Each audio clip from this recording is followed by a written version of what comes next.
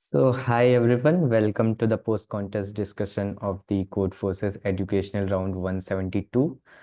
This is TLE Eliminators and I am Abhinav. So let's get started with the first problem.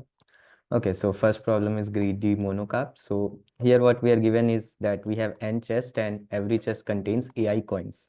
So for each chest, you can choose any non-negative number of coins to add to that chest with one constraint that the total number of coins in all chests must be at least k. After you have finished adding coins, greedy monocarp comes and want coins. So what he would do, he would take the chest one by one, and he would always choose the chest which has the maximum number of coins. So among all the chests, whichever has maximum number of coin, he would choose it and take it. Then again, he would repeat the same process. Monocarp will stop as soon as the total number of coins in chest he takes is at least k. Okay, so after Monocarp has already occupied k coins, he would stop. So you want Monocarp to take as few coins as possible. So you have to add coins to the chest in such a way that Monocarp stops taking chest. He will have exactly k coins. Calculate the minimum number of coins you have to add. Okay, so basically what you are given is, you are basically given, let's say, an n and a k. Okay, this is n and a k, and you are given an array of size n, which what does this array represents? It represents Ci represents the number of coins in the ith chest. So there is a chest with 4 coins, there is a chest with 1 coin, 2 coin, 3 coin, and 2 coin. Likewise, there are 5 chests here. And what would happen? What you have to do is you have to add some number of coins to each of the chest. Okay, you may add or you may not add. Now you need to find the minimum, minimum total number of coins to add. Okay, let's say you added, let's say you added a 1 coin here or a 1 coin here. Likewise, now in this case, you added 2 coins. So you would add some number of coins to some of the chests. Now you need to add the minimum number of coins so that after adding, let's say after adding this, the array becomes 5, 2, 2, 4, 2. Now after adding, when Monocarp starts taking the coins, how he would take the coin? He would select the chest having maximum number of coins. Here the chest having maximum number of coins among them is this having 5 coins. So he would select 5. So Monocarp has 5 coins now. Now after that, again among remaining, he would select the one with the maximum number of coins. So he would select 4. So when he selects 4, he again gets 4 more coins. It becomes 9. Sorry, here k was given only 4. So once Monocarp selects 5, he already has at least k coins. Okay, so this was nk4. Okay, so once Monocarp selects this, he already has 5 coins. Basically, I think here it was 4 only given in the first. Okay, sorry. Here 4 was given. Let's say it was 4 only. Now, what would happen here is Monocarp. Okay, here what would happen? Among them, the highest is 4. So Monocarp would select this 4 and he would have 4 coins. Now he already has k number of coins. So he would stop there. Now you need to make this array such that when Monocarp stops, he stops at exactly k coins. Okay. Now here, let's say if k was, 9 here. Okay, then what would have happened? First, Monocarp would select this 4 coins. Okay, 4 is still less than 9. Okay, so he can again select one more chest. Now among the remaining, which chest has maximum? 4 is again the maximum. So he would select this 4 and add a plus 4. It would become 8. Now still 8 is less than 9. This 8 is still less than 9. So he would again select the chest with maximum number of coins. Among remaining, it is 2, 2, 2. So he can select any one of the chest having 2 coins. That would be maximum. So 8 plus 2, it becomes 10. Now Monocarp has 10 coins, which is greater than 9. Okay. So if the number of coins become greater than equal to k, then Monocarp would stop. So he stops at 10. Okay. But what we need that he should stop at exactly equal to k. So this was not valid here.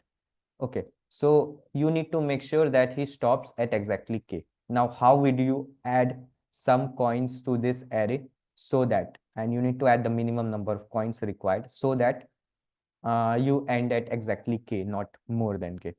Okay, I hope the problem is clear to you. So now what we can do is, okay, let's take the second test case. Okay, here you would understand some intuition. Okay, so if you are given this array, okay, the first thing is what like, okay, let's say what you can do. Let's say you don't add any coin to this. Okay, if you don't add any coin to this, then the array is this. Okay, so then what would happen? Monocarp would take the maximum one, which is 4. So Monocarp takes 4. He would have 4 coins now. 4 is still less than k, which is 10. So again, he takes the maximum, which is 3. So plus 3, he now has 7 coins. 7 is still less than 10. Okay, so now he takes the maximum, which is 2. Okay, so he takes 2, then 7 plus 2 becomes 9. Okay, 9 is still less than 10, so he takes again the maximum, which is 2. So 9 plus 2, it becomes 11. Now 11 is greater than 10. Okay, so he would stop here, but the stopping point is 11, which is not equal to k. So this is not valid. Okay, you need to stop at exactly 10. So what you can do to stop at exactly 10 is maybe what you can do is, if you had this array, you can add a plus 1 here, let's say. Then the array would become 4, 1, 2, 3, 3. Now what would happen? Monocarp selects 4. Okay, so he has 4. Then the maximum is 3, so he selects 3. It becomes 4 plus 3, 7, which is still less than 10. Maximum is 3. 7 plus 3 becomes 10, which is greater than or equal to 10. So he would stop here. So he stops at exactly 10. So this is a valid array. So you were able to create a valid array by adding one coin. Okay, by adding 0 coins, it was an invalid array. So by adding one coin, you were able to create a valid array. So your answer would be 1 in this case. Okay, I hope you can understand. For the second test case, your answer was 1. Okay, so I think problem would be clear now. So how can you solve this? Okay, if you look closely, what is happening? Uh, okay, let's not think what you are adding. Let's say after adding, you have an array. When would that array be valid? Okay, so if you look, if you have some random array, how is Monocarp selecting it? He is selecting from the greatest value, then the next greatest, then the next greatest. So if you sort this array, okay, so whatever array is there, if you sort this in descending order, okay, so if this array gets sorted in descending order, then in this array, start from the start and start adding up. So you add 4, then 4 plus 3, 7, 7 plus 3, 10. At the point, the first point where you reach greater than equal to k, there you would stop. Okay, so after adding these three values, you were able to reach 10, so you stop there. Now, when would this array be valid? When the first time when you reach greater than equal to k, okay, the first time when you reach greater than equal to k, that should be exactly equal to k, not greater. Okay, so you need to make sure the first time when you reach greater than equal to k, that's equal to k, not greater than k. So how do you make sure that? Now, if you look at this initial array, what was our array? It was 4, 3, 2, 2, 1. Okay, this was our initial array. Now, in this, if Monocarp performs the operations, what was happening? Here it was 4, then you add plus 3, it becomes 7. Then you add plus 2, it becomes 9. Then again you add this plus 2, it becomes 11. So till here it was less than k. At this point you got to 11, which was greater than equal to k. So now how this 11 became greater than 10? How do you make it equal to 10? Okay, so now you know you can only add numbers to the array. So in this 2 you cannot subtract 1 to make it 10. So what you can do to make it 10 is the place where you were just less than k. So after these three values, you were at 9, just less than k.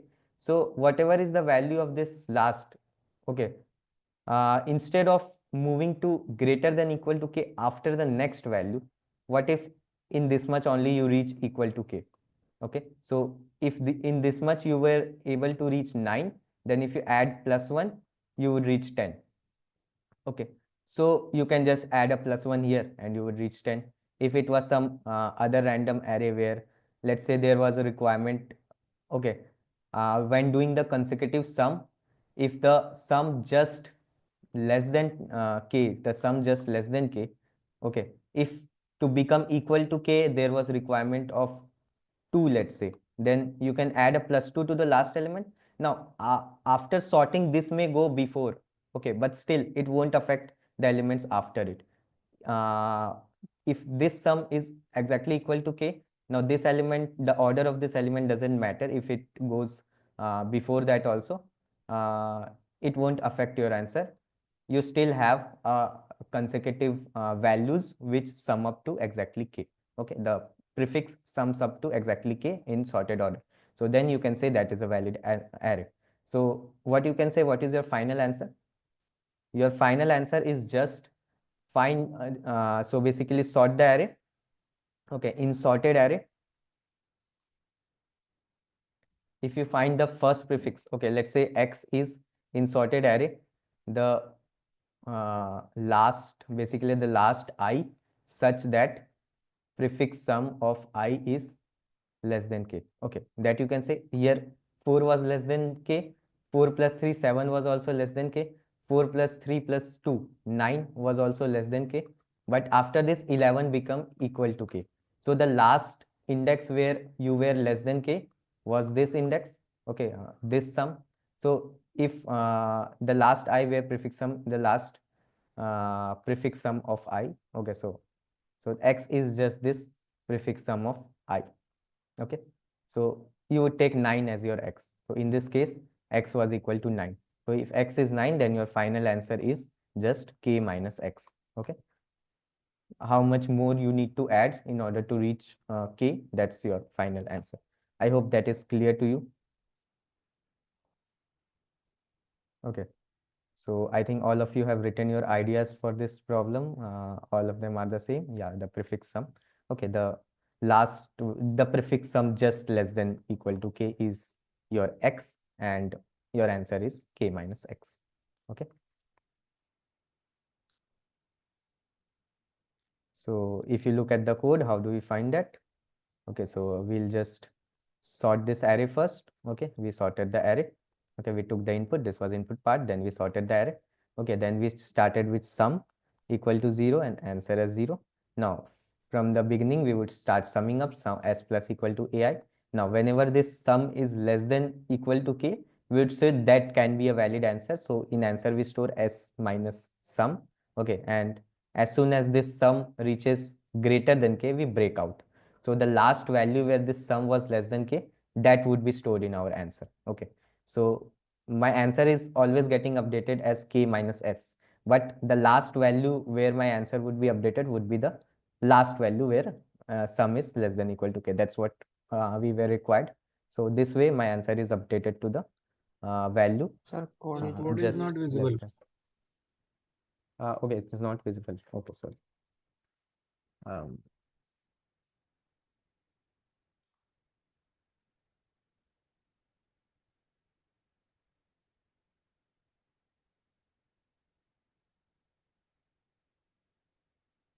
okay, is the code visible now? Yes, sir. My VS Code is visible, right?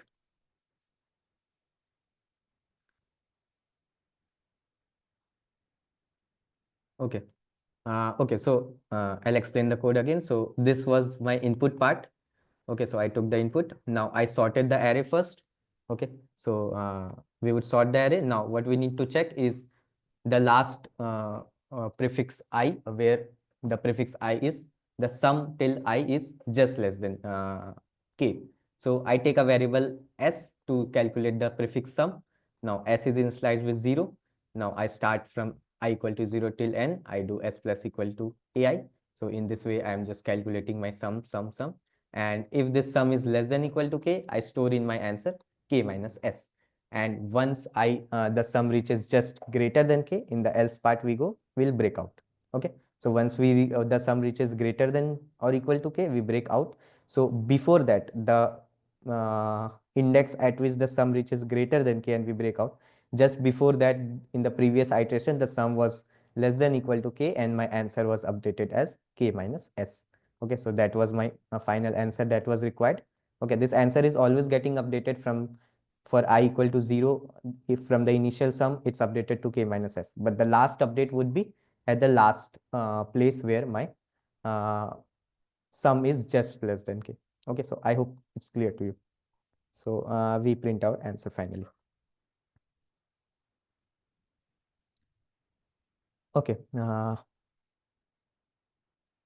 updation is done for each index, answer is getting updated, but the last updation would be done at the value just before k. Okay, so okay, so I hope this is clear to you. And now we can move to the next problem. Okay, like if you analyze the time complexity for sorting, it would take n log n time. So, and this array loop is running n times. This is all O of 1 operations inside. So this is n. So overall time complexity would be n log n for sorting. Okay, and space complexity would also be order of n, because we are just using an array of size and nothing extra. Okay, so I hope first problem is clear to you, and I think most of you have already solved this problem. So we can move to the next problem now. Okay, so problem B, we have Alice and Bob are playing a game with n marbles. The ith of them has color Ci. The players take turns. Alice goes first and then Bob, and again Alice, Bob, Alice, Bob. And during their turn, a player must take one of the remaining marbles and remove it from the game. If there are no marbles left, all n marbles have been taken, the game ends. Okay. Alice's score at the end of the game is calculated as follows. She receives 1 point for every color X such that she has taken at least one marble of that color. Okay, so what we have n marbles and all of them have a different color, which is represented by this array Ci. Now, one by one for the n marbles, Alice would play a move. He would pick up one marble, then Bob would pick up one marble, that way until all the n marbles are exhausted. Now, after the game, the score is calculated like this.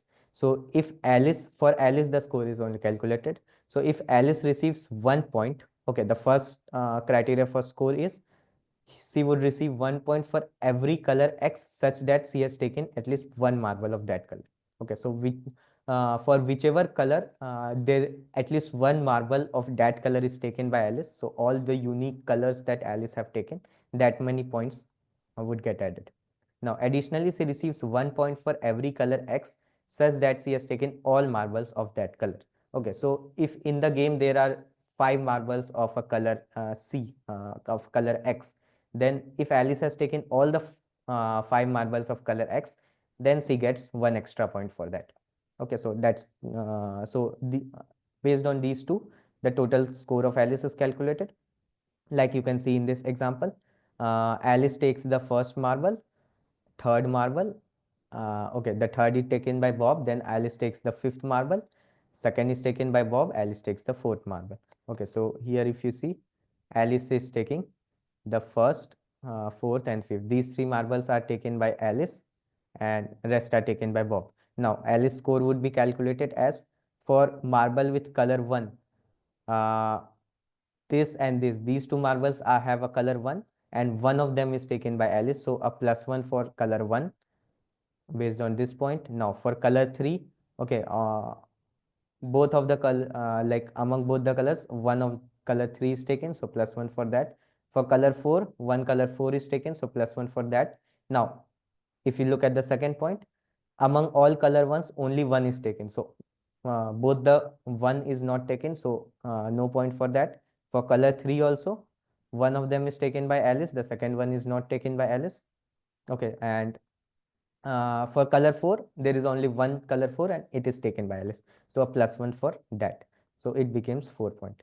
Okay, I hope you understand. The explanation is also given here. So this is how the score calculation is done. Now, Alice wants to maximize her score at the end. Bob wants to minimize it. Both players play optimally. Alice chooses a strategy which, okay, so if both of them play optimally, Alice wanting to maximize her score, Bob wanting to minimize the score of Alice. Okay, calculate Alice's score at the end of the game. Okay, you need to calculate the score of Alice at the end of the game. Okay, so n is given as 1000 here and we have this array of ci can be up till 1 to n. Okay, the colors. Okay, so with n given 1000, you can run something of O of n square also in this question, but we'll see. Okay, so yeah, I hope the problem is clear to you. Let's sir just थोड़ा सा explain one problem में test. दिक्कत है, नहीं समझ What? Problem समझ में नहीं है। मतलब वो फर्स्ट मार्बल एलिस ले रहा है तो सेकंड मार्बल बॉब लेना चाहिए, थर्ड मार्बल एलिस लेना चाहिए on the given questions. Okay, इसमें like Alice and Bob can choose anyone. So what happens? I'll explain the problem again. So uh, if in this example, if you look, this is what is given. Now, in the first, Alice has the turn. He can pick up any one of the marble. So here, this is just one way how the game can progress. So let's say Alice picks up this marble. Okay. Now, among the remaining marbles, Bob can pick any one marble. So let's say Bob picks up the second marble. Now, among the remaining, Alice can pick any one. So then it is said that Alice picks up this fifth one. Okay. It's not necessary they pick in order. They can pick any one marble among the remaining. Okay. Now the remaining is 1 and 3. Now Bob can pick any one of them. So let's say Bob picks this one. Okay. So, or Bob picks this one. Okay. Now among the remaining, only this one is remaining. So Alice would pick this one. Okay. Now the game would end. Okay. So did you understand how the marbles are getting picked? So they have the choice which one to pick. Now they would pick accordingly in order to so that Alice score is minimized. Alice would try to maximize her score, and Bob would try to minimize the score of Alice. Okay. Now how is the score calculated? Score is calculated like this. For every color, for color number 1. Okay. If Alice has at least one marble of that color, then a +1. Now in 1, Alice has a marble of that color. So for 1, you get a +1. And if Alice has all the marbles of that color, then also he would get a +1. So for 1, Alice has one of the marbles but doesn't have the other marble. So +0 you can say, or a +1 is not added for the second criteria. He doesn't have all the marbles. Okay. So for the second color, okay, there is no second color. There is a third color. Okay, color number 3. For color number 3, one is picked by Bob, one is picked by Alice. Again, a +1 because Alice has at least one marble of that color, but not a +1 because Alice doesn't have all the marbles of this color. So a +0 you can say for that. Now for color number 4, there is only one marble of color number 4 picked by Alice. Now a +1 because Alice has at least one marble of color number 4, and a +1 because Alice has all the marbles of color number 4. There is only one marble, that is with Alice. Okay, so this is how score is calculated. So the total score would be 4 in this case. Okay, if the game goes like this. Okay, now Alice and Bob can decide which marble to choose and the score may vary. So you have to find out how would they pick up the marbles so that the final score is, if Alice tries to maximize, Bob tries to minimize, what's the final score? That's what you need to find. Okay. So is the problem clear, or if there is any doubt still in what the problem is, you can still ask, then I will move to the solution. No sir problem नहीं। Okay. Okay. So I think the problem is clear to you. Now, how do we find? The main thing is in most of these games type of problem, one of the player is playing optimally, like both the players are playing optimally basically, then you need to decide who would win. So what you do here is, okay, let's try to analyze what would be the optimal play for Alice and what would be the optimal play for Bob. Okay, like before deciding that, let's say how our score is getting calculated, because the optimal play would be decided based on what my final score would be. So both of them would try to predict what is the final score before playing a move. So likewise, they would select their move. So if you analyze, if you have any random array, okay, and let's say after the play, some of the values are taken by Alice, some of the values are taken by Bob. Okay, in any random array. Then the score calculation, okay, this is one way. If you try to analyze this, what this score calculation is, okay, so there can be three cases for any color. Okay, if you look at any color, there can be three cases. Either,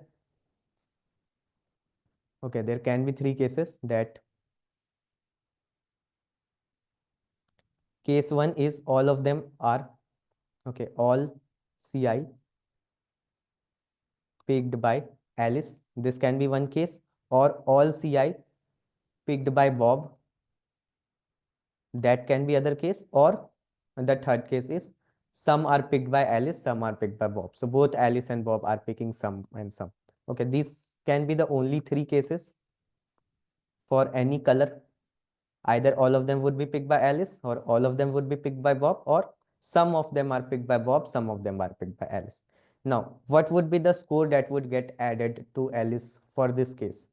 If all of them are picked by Alice, that means Alice would receive a +1 for picking at least one and a +1 for picking all of them. So basically, you can say this is adding a +2 to our final score.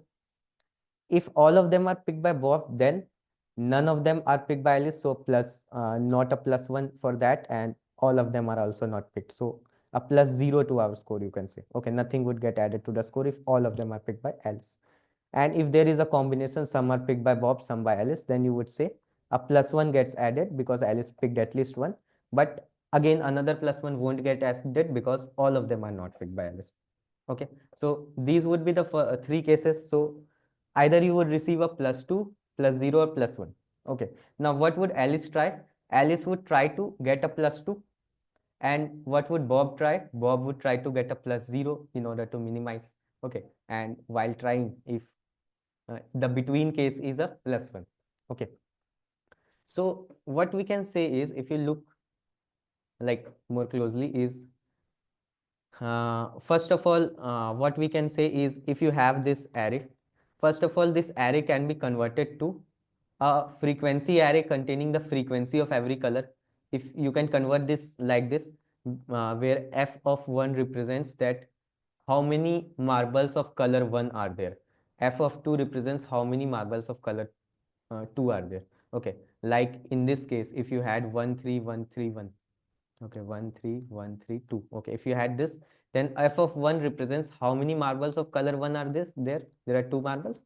And f of 2, like that would be 0, there is no marble of color 2, so this can be just ignored where there is frequency of 0.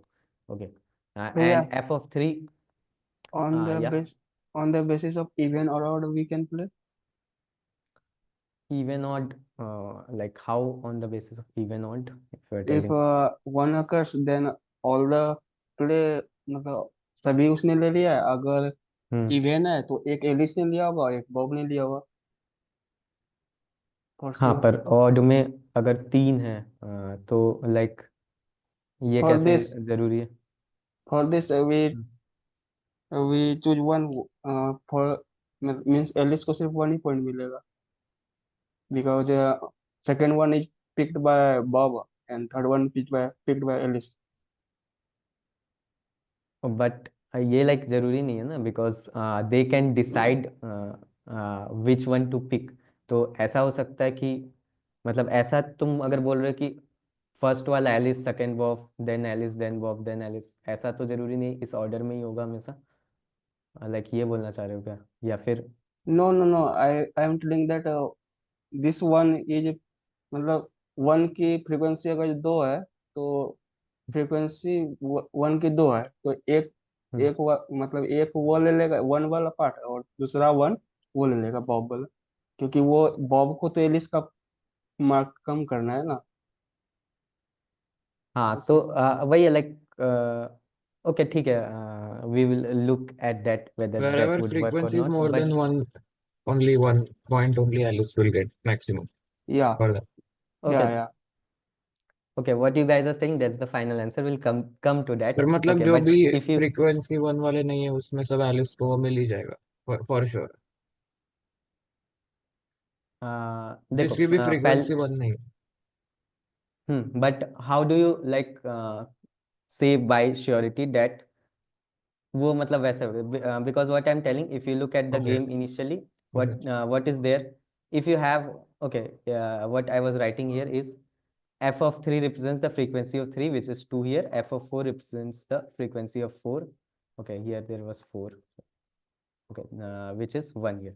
So if you convert in this frequency array, okay, like what does this mean? Whichever has a frequency of 1, okay, that for that it is sure if f of I has a frequency of 1, then it is sure if Alice picks it, then a plus 2. If Bob picks it, then a plus 0. Okay, there can't be a plus 1 in this case for frequency 1. For all those I having frequency greater than 1, okay, there can be a case that all of them are picked by Alice, then it would be a plus 2. Okay, if all of them are picked by Alice, then it would be a plus 2. If all of them are picked by Bob, then it would be plus 0. If otherwise, it would be plus 1. Okay, now some of you are telling that for this case, always we would have a plus 1. Okay, but we would look why for this case we would have a plus 1. But if you just initially analyze, there can be a case that all the fi are picked by Alice and he would get a plus 2, and then some other fi is picked by Bob and you get a plus 0. Sir, but how? Okay, but yeah, tell. Sir, whenever Alice wants to try to pick all of the elements where frequency is greater than 1, Bob will not allow Alice to do so, right? Yeah, okay, yeah, that's the counterpoint. So there can be two cases, two ways for Bob to play the game. One is whenever Alice, okay, like here if you see, this was for frequency 1, this is, let's say, in the first move, Alice picks it, okay, and he gets a plus 2. Okay, that is done. Now for the remaining, if let's say Bob picks this one, okay, if this is picked by Bob, okay, then Alice can probably pick this one. Okay, now whenever Alice picks any, let's say Alice picks a 1, then what can Bob do? Okay, Bob has two ways to play the game. One is whichever element is picked by Alice, if Bob goes and pick that element only, then he neutralizes that thing. Alice cannot get a plus 2, he gets only plus 1. Or another way is if Alice is picking this, let Alice pick all of them. In turn, Bob picks all of some other. Okay, so if Alice is picking all the ones, then Bob can go on and pick all the threes and avoid Alice even getting a plus 1 for that. Okay, that can also be a way for Bob to play, because one way is, let's say here along with 4, we also have a 2. Okay, let's say this was the case. So f of 2 was also 1. Okay, so the first move, Alice would pick this 2 is unknown, Alice picks this 2. Okay, and you get the plus 2. Now this 1 was, this 4 was also alone. Okay, so now Bob has the option either pick this 4 and completely remove. Okay, so for frequency 1 case, they would like, obviously there is a stake of 2 there. Okay, either plus 2 or 0. So initially it would, like, you can predict that it would happen like this only. Alternatively, Alice picks one of the element with frequency 1, then Bob picks another element with frequency 1 to avoid getting a plus 2. Okay, so if Alice picks this one, Alice gets a plus 2, and if Bob picks this one, he avoids Alice from getting a plus 2. Okay, now after this, all the frequency 1 are exhausted. Now we have two ones and two threes. Okay, now let's say Alice goes on and pick this one. What can Bob do? Bob can go on and pick this one in order to avoid Alice from going plus 1 to plus 2. Okay, this gets avoided. Then Alice would pick this 3 and Bob would pick this, again pick this 3, and overall score would be 2 from these. Okay, 1 from this and 1 from this. Or there can be the case that after Alice picks the first one, okay, Bob, what can Bob do? If Alice picks 1, Bob can pick a 3.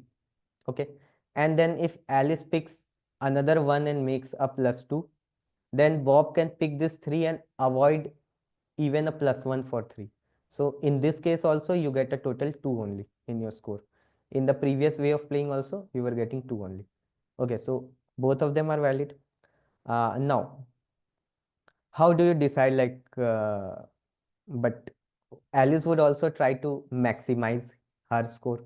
So for Alice also it is like after picking one, what can Alice do? If he again picks one, that means he's going for +1 to +2. Or what can do he do? He picks a 1, then he picks a 3. So to ensure all the +1s.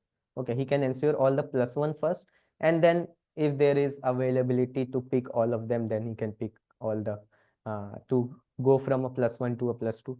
Okay, so now what would be the optimal play? That's the question. So what we can do is for Bob, it is for sure. Okay, the first thing I hope that is clear to you.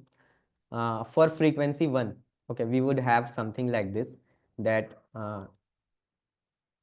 we have converted into a frequency array. Now let's say frequency of 1 is x. Okay, then for all the remaining frequency of 2 is something, frequency of 3 is something. Okay, likewise we have. In this case, initially if there are x elements having frequency 1, okay, the first initially what would happen in the game is those x elements would be distributed alternatively to Alice and Bob. I think this is intuitively only clear, or I hope this is clear why initially this would only happen, and initially nobody would pick something among them.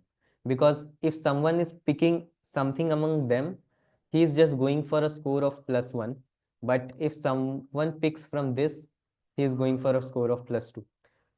This +1 and +2, you can understand it like this also, because if it you can understand it if you like do a -1 to all, it doesn't affect like in the overall scenario.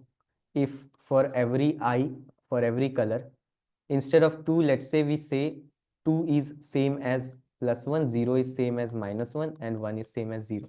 We can also say like this. Okay, overall answer won't get affected if you do a -1 to all the three scores. So what I'm telling that if all are picked by Alice, then a +1, all are picked by Bob, then a -1, otherwise 0. So the question gets converted into, if all the colors are picked by Alice, Alice gets a +1. He's trying to maximize his score. All colors picked by Bob, then -1 to Alice, you can consider that as a +1 to Bob, because Bob is trying to minimize the score of Alice. So now it is equivalent for both Alice and Bob. After converting it like this, so you can understand for both Alice and Bob, the game is equivalent. Both of them are trying to maximize their score. You can say that if all colors are picked by Alice, Alice gets +1. If all colors are picked by Bob, then Bob gets +1. This -1 indicates that Bob gets a +1. And if it's a mixed up, then a +0, nobody gets a point. So in this case, if you have converted the question like this, then you can say that whichever player, like both the players are trying to pick up all the colors, all the basically from a single color, they are trying to pick up all the whatever it is of a single color to get a +1 point. So if a single color gets captured, you can say that if all the colors, all the boxes of that, or whatever, all the elements of color CI are picked up by Alice, then that color gets captured by Alice and a +1 to that. And if all of them are picked by Bob, that color gets captured by Bob and a +1 to Bob. And both of them are trying to maximize their score. So if you look at the game like this, then it would be more clear that how can one person capture a color. So for frequency of 1, it would take one move to capture that color. Okay, so for frequency of 2, it takes 2 moves to capture that color. For frequency 3, it takes 3 moves to capture that color. Okay, so first all capturing a single color, whether it's take 1 move, 2 move, or 3 move, they all provide equal points. So all of them would try to capture the color which is fastest to capture. So frequency of 1, in 1 move only they would be able to capture. So initially what all of them would try to do is, for all the colors having frequency 1, one by one alternatively pick them. Okay, so the first so if there are, let's say x is 5, if there are 5 colors of frequency 1, then Alice picks 1, Bob picks 1, Alice 1, Bob 1, Alice 1. Okay, so seal of x by 2, you can say the seal of x by 2 would be picked by Alice and the floor of x by 2 would be picked by Bob. Okay, this would happen first for the frequency 1. I hope this is clear. Now, after this frequency 1 is over, okay, now you can look at this as a new game, okay, where there are no elements of frequency 1. Some elements having frequency 2, some as frequency 3, some as 4, some as 5. Now, after this, if x was odd, then Bob would be starting this game, and if x was even, then Alice would be starting this game. Okay. Now, you know both Alice and Bob are equivalent after we have converted this problem like this, +1, -1. So both the games are equivalent, you can say. So if we can just assume that Alice is only starting first all the time, for Bob starting first also, the game would be equivalent to that only. So if Alice is starting first, then what would happen? He would pick one element from F2. So one strategy with Bob is whichever color Alice picks, pick the same color. There is at least two frequency for that. So pick the same color and neutralize it. Whichever Alice picks, pick the same color and neutralize it. So that way, if there are let's say n different colors, then after n moves of Alice and n moves of Bob on the same color, the final score would become 0. After that, the remaining moves does not matter.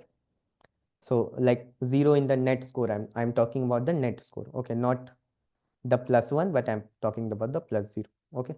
So in the net score, the final net score would become 0. So uh, 0 is always there. Now what can Bob do is uh, if so what we can say that if Bob has a strategy to always cancel out, that means the score can never go above 0. Okay, so if I'm talking about the score of Alice, it can never go above 0. Okay, I have done a -1 to all the score. I hope you. I'm not talking about the 2, 1, 0. I'm not talking about the 201 scores, but I'm talking about the 1 -1 0 scores. Okay, in this term I'm talking about. So if in this term I'm talking about, then on every move, if Bob plays a move of canceling that out, then the final net score becomes 0. So we can say that if there is some other strategy through which score is going above 0, then that strategy won't be uh, valid, because Bob is trying to minimize the score, and he would, if he can get 0, why would he make the score more than 0? Okay, so Bob is playing optimally. So now we know that for this, the net score is less than equal to 0. Now, can it be less than 0? Does Bob has a strategy to make the score less than 0? So how can Bob make the score less than 0 if there is some color which is entirely picked by Bob, and there is for which Bob gets a -1 in the net score, and some colors are entirely picked by Alice, for which Alice gets a +1. So for the net score to become negative, there should be more number of colors picked by Bob. Okay, but since Alice is starting the game, so he would start with the lowest frequency. Let's say Alice picks 2. Okay, so the number of moves required for Alice to capture, okay, number of moves to capture X colors, you can say, for Alice. So how can Alice capture? Let's say Alice captures all the color of with a frequency of 2. Then Alice captures all the colors. There is some other color having frequency 2 that is captured by Bob. Then there is some color, okay, there is some color having frequency 2, 2, 3, 3, 5, 6. Let's say this type of frequency distribution is there. There is some color having frequency 2, some color having frequency 2, then some color is having frequency 3. So if Alice would try to capture the minimum frequency in 2 moves, Bob can capture this in 2 moves. Alice can capture this in 3 moves, Bob can capture this in 3 moves. Alice can capture this in 5 moves, Bob will require 6 moves to capture. So always, since Alice is starting, he can always pick the lower frequency element and capture more. So it would never happen that uh, if X colors are captured by Alice, then in Number of moves to capture X colors for Alice would always be less than number of moves for Bob to capture X colors. Okay, I hope that is clear to you, that if Alice tries to capture X colors, okay, how many moves? He would always, if the array is sorted in ascending order, he will always pick the lower ones. So in this case, you can say 2 plus 3 plus 5. Total in 10 moves, Alice can capture these three colors. Okay, and Bob can capture these three colors. He would require 11 moves. Okay, and since Alice is starting first, Bob would not get more moves than Alice. So we can always say that the score cannot be less than 0. Okay, if this type of strategy is played, that all the colors of frequency 2 are captured, okay, likewise, then still we can say the score would be greater than equal to 0. And Bob has a strategy to make the score 0. He won't allow it to go greater than equal to 0. So we can say that the net score is always, for this, would be 0 only. We have proved that it is always greater than equal to like it is always less than equal to 0, because Bob would not allow it to go above 0, and Alice always has a strategy to not allow it to go less than 0. So if both of them play optimally, the net score would be 0. I hope this like proof and intuition is also clear to you why. So basically what we can say, that for the elements having frequency 1, the net score would be just the seal of x by 2. That would be the net score. And for the remaining, the net score would be 0. Now, this is the net score in terms of +1, -1, and 0. Now, according to the actual this, what would be my net score? In that, if you add for every color, you add a +1, then we get the actual net score. So actual net score is, for frequency 1, these many elements are picked by Alice, so multiply it by 2. And for all these, getting a +0 is same as getting a +1 in my original question. So for all this, if there are n elements, you get a +n.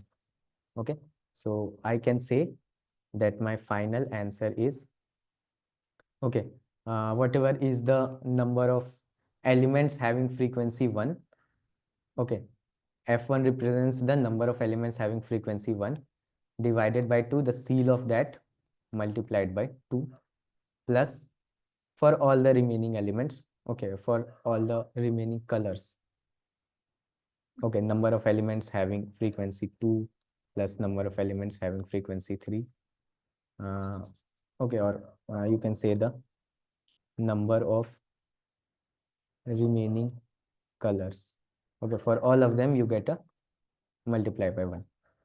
Okay, I hope this is clear to you. This would be my final score.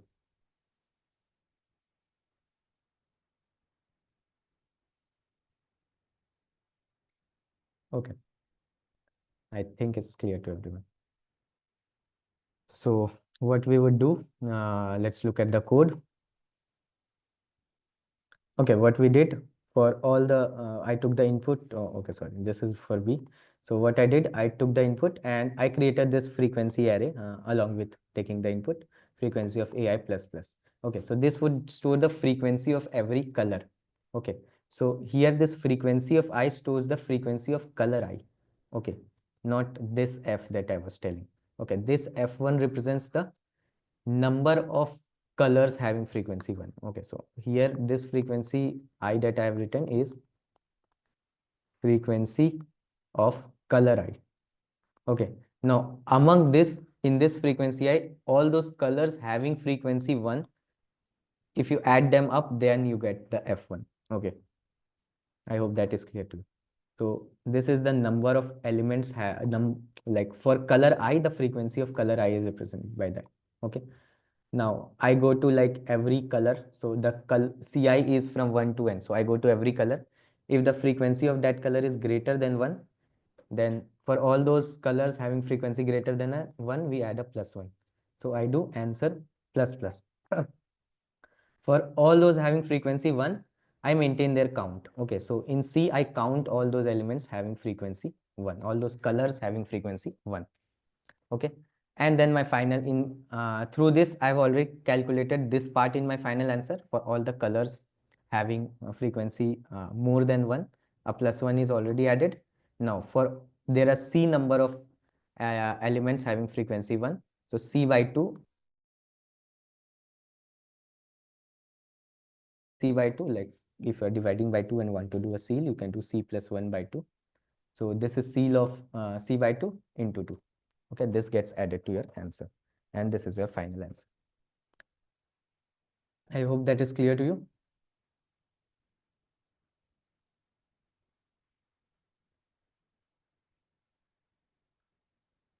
Why remaining colors as 1 if 3 has 3 frequency? Alice was picked 3 twice.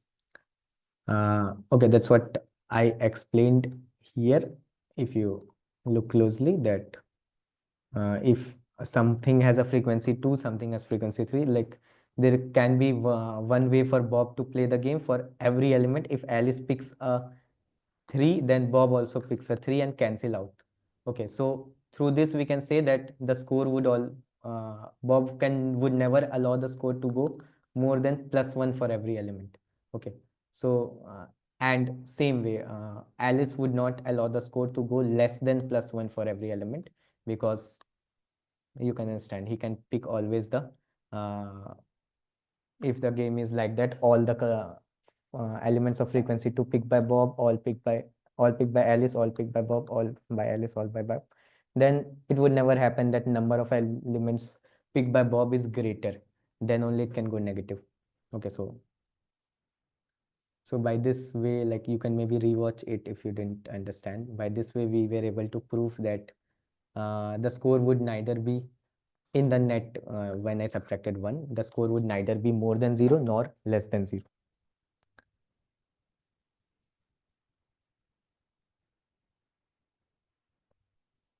Okay, I think the problem is clear to you. If still somebody has a doubt, you can ask, or we'll move to next problem then. Yeah, I will move to C problem. Okay, and about the time complexity, this maintaining the frequency array was an order of like this is order of n, taking the input and doing a plus plus. Now again, this n times we are going, and this is order of 1, so this is also order of n, and this is order of 1. So overall time complexity here was order of n only, and with the given constraints, even n square was satisfied. So, but we did it in order of n only, so that was even better. And space complexity, we are maintaining in frequency array of size n, so this is also of order of n. Okay. So I think we can move to the next problem now. Okay, so let's prove to problem C. So what we have is, again, Alice and Bob participate in a fishing contest. In total, they caught n fishes, numbered 1 to n. The bigger the fish, the greater is its index. Some of these were caught by Alice, other by Bob. Okay, so first an integer m would be chosen, and all fish would be split in non-empty groups. Okay, the second group. Okay, so like this all explanation is for that they are split in m non-empty contiguous subsegments. Okay, I hope those m segments, they all would be contiguous subsegments. Okay, they are split in n contiguous subsegments, you can say. Now note that the groups are numbered in exactly that order. For example, the fishes from the second group cannot be smaller than the fishes for the first group, since the first group contains the smaller fishes. Now it's always the from if you go from lower index to higher index, the size of the fishes is always increasing. Then each fish would be assigned a value according to its group index. Each fish in the first group gets a value 0. Each fish in the second group gets a value 1, and so on. So each fish in the ith groups get value I minus 1. The score of each contestant is simply the total value of all fishes that contestant caught. You want Bob's score to exceed Alice's score by at least k points. What is the minimum number of groups you have to split the fishes into? If impossible, report that. Okay, so I'll explain the whole question in through some example. Let's take this example. What you need to do here.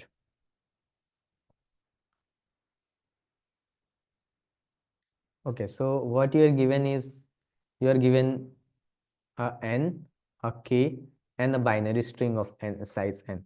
What this string represents? It represents that you have indices 1, 2, 3, 4, 5, 6, and you have a binary string 0, 0, 1, 1, 1, 0.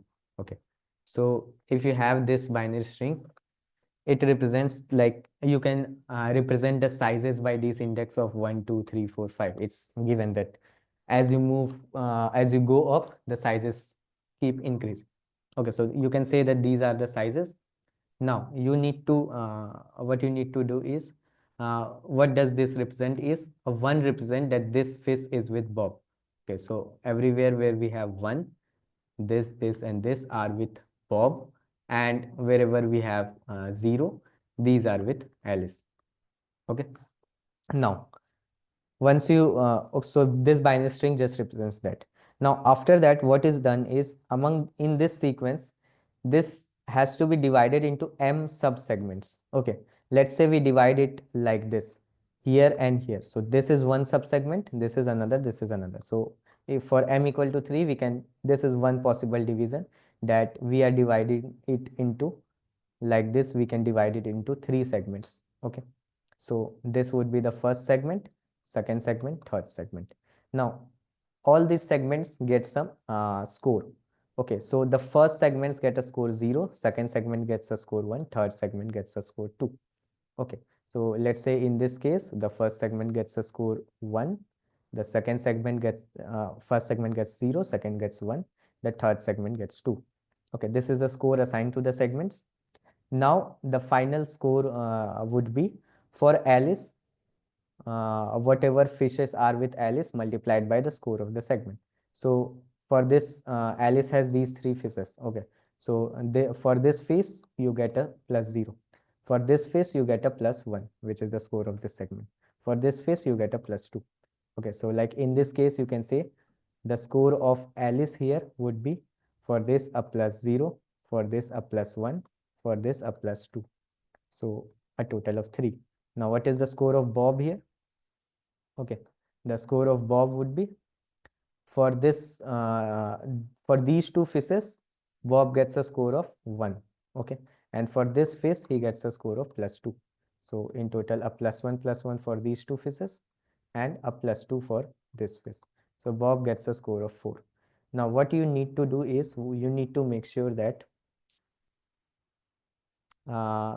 you want Bob's score to exceed Alice's score by at least k points. It means you need to make sure that the score of Alice, okay, whatever is the score of Bob minus score of Alice, should be greater than equal to k. That's what you need to make sure. Okay, this was score of Alice, score of Bob. So here you can see the score of Bob exceeds score of Alice by 1. 4 minus 3 is 1. Okay, now this should be greater than equal to k. Here k was 3, so this is not valid. Okay, so you need to partition in such a way so that the final score of Bob minus final score of Alice is greater than equal to k. Okay, and for that you need to minimize m, which is the number of partitions. Okay, one thing you can do is just partition all of them like this. There would be many partitions, so the score would just keep going up. So that way maybe you can maximize your k, but maximize your difference, but you need to do it in minimum number of partitions, where you make this greater than equal to k in minimum m. Okay, so now let's look how you can solve this problem. Okay, I hope the problem statement is clear to everyone. Okay, Yes, sir. so let's understand this thing. Okay, whenever you have some segment, how is my score being calculated? Okay, so I'll say the net score as score of Bob minus score of Alice. This is what we need to minimize. So I'll say for Bob, for net score of Bob minus Alice. So for Bob, I get a +1. For Alice, I would say I get a -1. Okay, that way whatever net score I get, that is what I need to make sure that it is greater than equal to k. So whenever we have some segment, okay, so we are given the binary strings of some 0, 1, Let's say some random binary string is given to us. Now, if you divide it into some segments, okay, let's say some segment like this is divided, we have divided it into, what's the score that we are calculating? After dividing it into segment, we would have a 0, 1, 2, 3, and the net score I would say for this is, okay, whenever you have a 0, that is a Alice. So for Alice, you get -0. Okay, so like for 0, the net score would be 0. Like, let's see for ahead. For 1, my net score would be wherever I have a 1, a +1, wherever I have a 0, a -1. Okay, so whatever is the difference between the frequency of 1 and frequency of 0 multiplied by 1, that would only be, like, here you can say the score would be +1 for this, +1 for this, and -1 for this. Okay, here in this segment, you can say the score would be, for 0, we would add a -2, for 1, a +2, for 0, a -2. Here the score for 0, we get a -3, for 1, we get a +3. So what you can understand from this is basically for any segment, whatever is the frequency of 1 minus the frequency of 0 multiplied by the score of that segment. Okay, so here you can write this like 1 multiplied by frequency of 1 was 2, frequency of 0 was 1. Okay, so the net frequency of basically every 0 cancels out a 1, so the net is only 1 remaining. So this net you can say multiplied by the score of that. Okay, here you can say the frequency of 1 is 1, frequency of 0 is 2. So this would be 1 minus 2 multiplied by score of this, which is 2. Okay, and here you can say plus 3 multiplied by this net is 1 minus 1. Okay, so I hope this approach is clear to you. After dividing it into the segments, we can like you know how the score is being calculated, but what I want you is focus on this way of calculating, so that maybe we can optimize what we are trying to do. Maybe we can find a solution. So after doing the partition, what we are doing is for every group, whatever is the net frequency of 1 minus frequency of 0, that net gets multiplied by the score of that group. That net gets multiplied by the score of that group. That sum is our final score. This is what we need to make sure is greater than equal to k. Okay, for 0, it would be like 0 multiplied by the net was 2 minus 0. Okay, but 0 multiplied by anything would remain the same. Okay, so we need to make sure that this thing is greater than equal to k. This is what we want to achieve. Okay, so this is one thing. Now we need to do it in minimum partition. Okay, so if you have this and let's say we are doing 0 partitions. Okay, we are that is we have only one group. Okay, m is the number of groups here, so here we had 1 2 3 4 groups, so m would be 4 here. Okay, uh, minimum we can have is don't do any partition, have a single group. Now if you have a single group, then score of this group would be 0, so overall net would always be 0. So if you don't do any partition for m equal to 1, your score would always be 0, and you are given in the question that k is at least 1, so this would never be valid.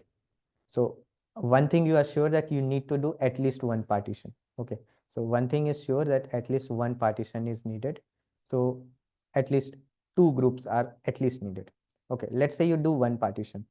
Somewhere you do one partition. Then what would be your score? For this part, the score is 0, so it doesn't matter. For this part, you have 1 multiplied by the net of this. Okay, the net is here you can say 3 minus 2, 1. So it would be 1 multiplied by 1. Okay, so for for two groups only, what would have been better? Okay, here in this case, if I'm doing a partition here, we obtained the net of this into 1. So the net was 3. Now instead of doing a partition here, if let's suppose we did a partition here, then these two more ones are included. So my net is increased to 5 minus 2, 3. Okay, so we would try to increase our net. So for every partition that we add, in our score, what we add is the net of this multiplied by the score of that group. Okay. Now, this was for two groups. Okay, so for two groups, what would be the maximum score that we can achieve? If you try to think, is if I do a partition here, and the net of this would be taken into 1. If I do a partition here, net of this into 1. So the maximum is the maximum suffix net. Okay, so like with net, I'm representing for every 1 I do a +1, for every 0 I do a -1. So if you start from the end, so for any suffix, whatever is the net, whichever, so the maximum net that we can have for any suffix, that would be taken for two groups. So for two groups, we can say for if you for two groups, like for m equal to 2, the maximum score that we can achieve is maximum suffix sum, you can say. So the maximum suffix I. So with suffix I say the net of this suffix. This multiplied by 1. Because 1 would be the score that gets it. Here we would get a score 0. And if this thing is greater than equal to k, then we can say that with m equal to 2, we can do it. Okay. So with m equal to 2, if this is greater than equal to k, we can do it. But what happens when m is 3? Now, when m is 3, okay, so I think this conclusion is okay. If this is greater than equal to k, then we return 2 as our answer. Now, if you want to do another partition, okay, let's say we want to calculate for m equal to 3, okay. So if we are calculating for m equal to 3, then we are doing two partitions. Okay, for two partitions, what is my final score? Is this, okay, so my scores would be 0, 1 and 2. So this group multiplied by 2, this group multiplied by 1, this group net multiplied by 0. Okay, so what I want to show you is, if you look closely, what we are getting is, okay, now if you try to optimize for two partitions, okay, like one way is use somewhat like a DP. Okay, but if you are trying to, okay, the first thinking here was use something like a DP, that if you have to do n partitions, then for every place you can try that. If you have done n minus 1 partitions already, like you can move from the end or from the start, whatever you wish. uh, if you're moving from the start, then 0 partition 1, then whenever you do a partition, remaining gets 2. If you do a partition 1, remaining becomes 3. So if you start from the start, and if you need to get m partitions, then you can say that before that, if you have m minus 1 partitions and you do a partition here, then after the last partition, the remaining score you can calculate the remaining suffix multiplied by the if you have done m partitions, this would be m minus 1. So, but in that DP way, we would have to store a DPI where we are moving, and along with that a DP, we would have to score DPI comma m here, where if we have done m partitions up till index I. So that would go order of n square. Okay, like this was the initial thinking to for me, but this was going order of n square, and n square was not accepted, n was given 2e5. So you need to do it in some you need to find some maybe greedy way or some way to optimize this thing. So what I then find out is, if you look closely, whenever we add a partition, what is happening? Okay, so let's say here you had you already had these two partitions, you had three groups. Okay, after that, let's say you added one partition here. Okay, so before that what was my score? My score was this multiplied by 0, this multiplied by 1, this multiplied by 2. Now when I added a partition here, what happened?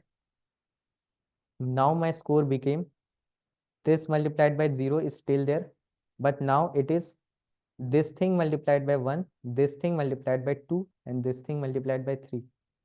This is what happened when I added a partition here. Okay, so what is the net change if you try? When this partition is added, for all the left elements, these were multiplied by 0, these were multiplied by 1. There is no change here. But all the elements to the right, these were multiplied by 1, now these are multiplied by 2. These were multiplied by 2, now they are multiplied by 3. So you can say that whenever we add a partition, for all the suffix of that, their multipliers increase by 1. Okay, for these two, the multipliers increase from 1 to 2. For these three, the multipliers increase from 2 to 3. Okay, you can analyze it even further for any. Okay, let's say we have a big size string where there are some number of, let's say, partitions already there. Okay, if something is like this already there, this is into 0, this is into 1, into 2, into 3, into 4. Now whenever we add a partition here, let's say we add a partition here, what would happen? This remains into 0, this remains multiplied by 1, but this becomes multiplied by 2, multiplied by 3, multiplied by 4, multiplied by 5. So basically adding a partition means they remain the same for all the elements to the right. Their multipliers increase from 1 to 2, 2 to 3, 3 to 4, 4 to 5. So we can say adding a partition at I means adding plus suffix I to our answer, where suffix I is the net of this full. Because for this also we would add a plus, like one time the multiplier is increasing, so one time this gets added, one time this gets added, one time this gets added. So effectively we can say whenever a partition gets added, we are adding this suffix, whatever is the net of this suffix, this gets added to our answer. So initially when we have, okay, so initially when we have a string with no partition, our net is everything multiplied by 0. When we add one partition, our net becomes, we add this suffix. So we add this suffix and our net becomes this multiplied by 0, this multiplied by 1. So what I did is plus suffix of, okay, let's say this is I, plus suffix of I. Okay, then next, if I add this j, then I would say here it is 0, here it is 1, here it is 2. So yeah, so when this j gets added, this 0 remains 0, this 1 remains 1, but for this thing 1 becomes 2. So I am telling that for this again I add a suffix of j. That means this much net I add. Then if I do some other partition at this k, then I add this suffix, okay, plus suffix of k. Okay, so I hope this part is clear to you, that whenever we are the best, like the best or worst, anything, whenever we add basically a partition in our answer, we do a plus of suffix of that net. So finally what we have, what we want, that in minimum number of partitions I maximize this sum. Okay, so basically my final net sum is, like net sum is, okay, for if I'm adding a partition at, let's say, I1, I2, I3 up till IM, if I'm adding M partitions at these places, then my net sum is actually suffix of I1 plus suffix of I2 plus up till suffix of IM. This is my net sum for M partitions. Now, what we want, that this should be greater than equal to K. So we want this to be maximum. How do we make it maximum? For your initial binary string that you have, okay, whatever binary string that you have, it would have a single suffix sum. If you try start taking the suffix sum, here you get a +1, then you do a -1, your suffix sum becomes 0, then you do a -1, suffix sum becomes -1, then a +1, it becomes again 0, then a -1, it becomes -1. So you can write the suffix sums of every position. For this, the suffix sum was 1. For this 1 minus 1, it became 0. Then 0 minus 1, -1, +1, 0, -1, -1. So this you can say is your suffix array. So in this suffix array, you want to choose M values so that their sum becomes greater than equal to K, or their sum, you would choose the maximum M values so that it may become equal to K. K, if still it doesn't become equal to K, then you cannot make it equal to greater than equal to k in M. So which all you would pick? So if you created this suffix array, you would pick the, you can sort this in decreasing order and then pick the first M values. If that is greater than equal to k, then you can say yes. So what is the minimum M required to make this sum greater than equal to k? Sort this suffix array, start picking from the first element. Okay, once you have sorted this, it becomes 1, 0, 0, minus 1, minus 1. If you have sorted this, start picking the first element, then the next, then the next, then the next. Whenever you get the sum greater than equal to k, stop there, that's your minimum M.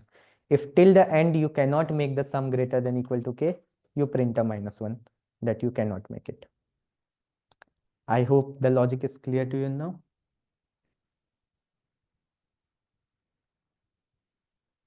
Can you explain this part again? Did you understand, or you need that I need to explain this again, the suffix array part?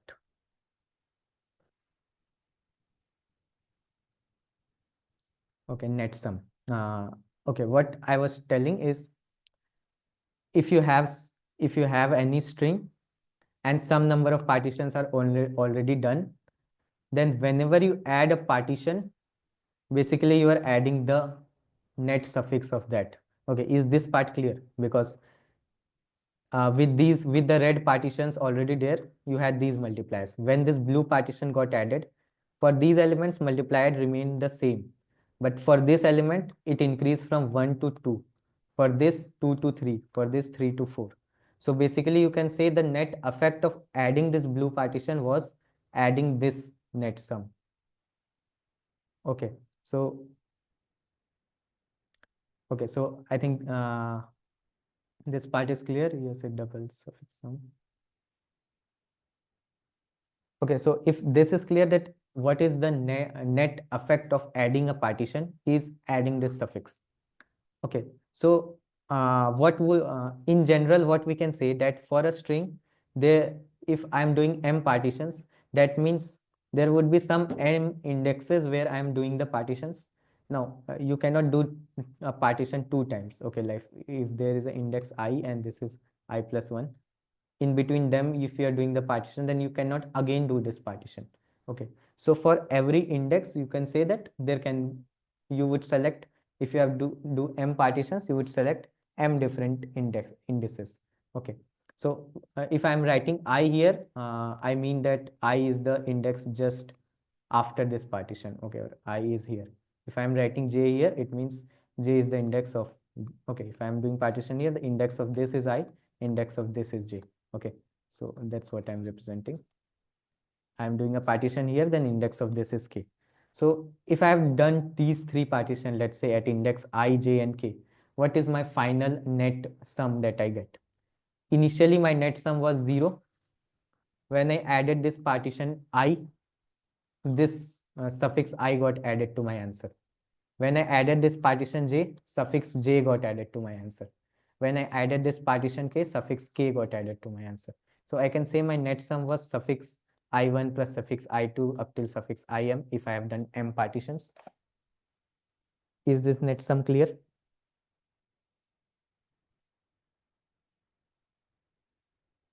Okay, so if this how I'm finding the net sum is clear, now you can basically understand. If you have calculated the suffix array for any string, if you have calculated the suffix array, now this suffix and if you have to choose m values so that the sum of those m's get become greater than equal to k, so you would choose the m highest values. So basically you would sort this suffix array, and then in this sorted suffix array, you would start picking from the start. Okay, whichever suffix is the greatest, you would first pick that. If you have to do only 1 partition, if you have to do 2 partitions, you would pick the top 2. Okay, so that way sort this and start from the greatest. Okay, this was not a good example for this. Let's if you want to understand, let's take some other example. Okay, this test case only if we take. What I'm telling is, in this, if you calculate the suffix array, what it would be, for 0 we get a -1, for 1 a +1, +1, +1, for 0 we get a -1, -1. So this suffix array for 0 we have -1, for 1 we have -1 +1, it becomes 0. For 1 again a +1, then a +1 it becomes 2, then a -1 it becomes 1, then a -1 it becomes 0. So this would be my suffix array. I hope you can understand. If I'm doing from the suffix, if I'm doing the sum, -1, 0, 1, 2, 1 and 0. So we would sort this suffix array. It becomes 2, 1, 1, 0, 0 and -1 after sorting. Now we need to find the minimum number of elements we take so that sum becomes greater than equal to 3. So we'll try with just one partition. What is my sum? It's 2. Okay, we are okay, like with m equal to 1, where we have 0 partitions, that is one group, my sum was 0. So we started with first. Okay, so for m equal to 2, I add a +2 to my sum. Okay, so if I take this, I add a +2 to my sum becomes 2. Now this 2 is still less than 3, so I need to make it greater than equal to 3. So I'll have to increase my m. Okay, here I've increased my m to 2. Now then I'll increase my m to 3. I add this to my sum becomes 3. Okay, now I have done 2 partitions and in total I have 3 groups and my sum is 3, which is greater than equal to 3. So I can say this is my optimal m. I don't need to go further.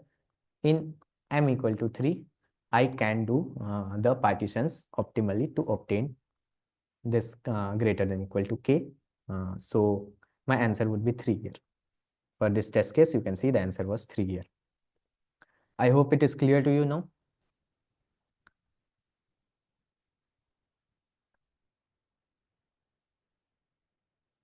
Yep, Vinay, the idea that you wrote, that's what it is. And the rating of this problem, I don't know, maybe 1400, 1500 or Can I ask one one question? thing. Sorry. Yeah, The thing is that yeah, tell. I had seen somewhere like before the class started that there was a binary search approach to this problem, like similar to cocoa eating bananas. The condition would be different, but if we like the argument of the binary search would be the number of bins that we will take. Would like Okay, is there the any way we can? number of groups basically on M you are Yes, applying the binary search. yes, Yeah, yes, okay. yes. Is there any way we can do that? Because I tried doing it in that way, but at the end of the day, I was not able to solve the condition where it will decrease or increase. Yes, I had also tried with binary search on answer, like you told that we can assume that yes, for m equal to 3, we are calculating the check function would be whether we can do with like m partitions with can we do make the sum greater than equal to k. But like analyzing, trying to find a condition where we would do the partition was the main problem. So finally, if you analyze that, you will come to this thing only that the best optimal partition would be where my suffix sum is maximum. So finally, if you do the binary search approach in your check function, basically you would be calculating this only, I think, or if there is some other approach, maybe. But what I can think of is, I think you would be finally calculating this only. The best would be wherever the suffix sum is maximum. So the top m suffix, the sum of the first m values in when the suffix array is sorted in reverse order, that would be returned by your check function. So like once you have analyzed till here, you can do a binary search on this or directly add up till you get greater than equal to k. So I Sir, can think you if please there repeat how did you do it for m equal to 3? like in this test case you are telling. Yes, sir. Okay, so what I told you is first what I did is I calculate like you need to through the algorithm how I am computing, or you need that what partitions I am doing to calculate Sir, it. how did you partition it? Okay, so what according to algorithm, what I'm getting that the first partition I would do at where I'm getting a suffix sum of 2. So 2 here I was getting. Okay, so for it was for this. So basically the first partition is here. Okay, for 2, the first partition is here. Here I have a suffix Yes, sum sir. of 2. Okay, next Yes. partition is for 1. So we can take this, anyone. So if I'm taking this, then the next partition would be here. Okay. So, okay, so if I do these two partition here, the net was 1, then my final answer would be, so if I do these two partition, 0, 0, 1, 1, 1, 0. So the partitions I am doing is here and here. So this would be into 0, into 1, into 2. So net sum for this, it would be 0. For this, it would be plus 1. For this, it would be 2 minus 1 into 2. 2 into 2 minus 1. So 1 plus 2. 1 plus 2, we are getting 3. Okay. So which is greater than equal to 3. Is it clear now? Yes, sir. Clear. Okay. So I hope the problem is clear to everyone. Yes, this would be uploaded to YouTube. The last part, sir, please come. How did you do for him? Yeah, this is clear. So like Vinay, you're telling ideas every partition doubles the right sum. Like I don't know what you mean by double. It's not doubling, but it's adding one extra multiplier to all the everything to the right. So it's effectively adding this right suffix. I mean, doubling the right sum. Like doubling the right sum with double of what are you talking about? For example, suffix of I is 2. Now, if we add one more, this one Partition. more, one more partition, Like then the yeah. sum will, then this suffix sum will be doubled, right? The suffix sum is not changing. Like if you had something like this and you added this partition, for these elements, the net you were multiplying them by 1. Now you are multiplying by 2. So it's effectively you are adding this to your answer, or you are adding this to your answer, this to your answer, this to your answer. So effectively you are adding this much to your answer. But if you say like double, it's not double, but like here you had multiplied by 2, it becomes multiplied by 3. So it's 1.5 times. Here from 3 it became 4, so it's 1.33 times. So I don't know if what you are telling, I'm not clear about if you're talking about which double.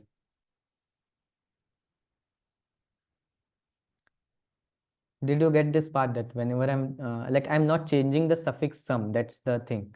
Whatever suffix sum that I obtained initially, this is the same. Whenever a partition gets added, if a partition gets added here, then this whatever is the suffix sum of this, a net this much gets added to every element of like Sum will be increased by sum of I. Net sum will be increased by sum of I, correct? yeah, net sum would be increased by the suffix of I. That's what. Okay.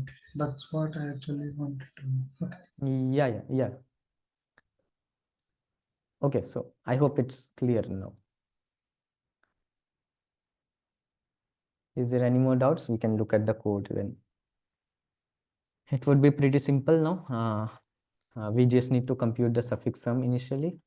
Okay, so here I'm taking the input n, k, and the string s. Okay, then in a vector I would store the suffix sums. Okay, so you can just create a suffix array and then sort it, or in a vector I'm just, while calculating the suffix sum, I'm storing every element.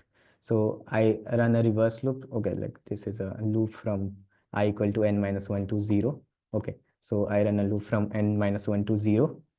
And if si is 1, I do x plus plus, else I do x minus minus. So x would store my sum or the suffix sum. It starts with 0.